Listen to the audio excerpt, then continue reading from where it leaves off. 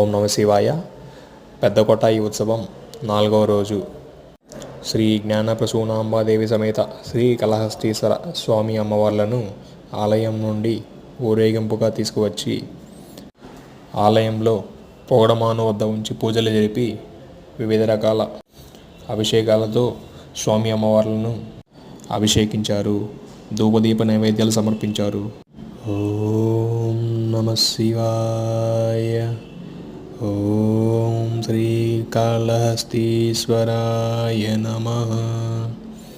ఓం శ్రీ కాళహస్తీశ్వరాయ నమః. ఓం శ్రీ కాళహస్తీశ్వరాయ నమః. ఓం నమః శివాయ. ఓం నమః శివాయ. ఓం నమః శివాయ. ఓం యా దేవీ సర్వభూతేషు మాతృరూపేణ సంస్థితా నమస్తస్యై నమస్తస్యై నమస్తస్యై నమో నమః.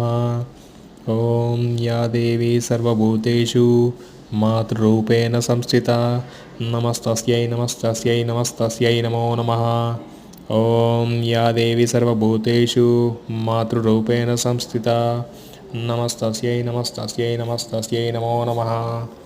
ఓం యా దేవీ సర్వభూతేషు మాతృరూపేణ సంస్థితా నమస్తస్యై నమస్తస్యై నమస్తస్యై నమో నమః. ఓం నమః శివాయ. ఓం నమః శివాయ. ఓం నమః శివాయ.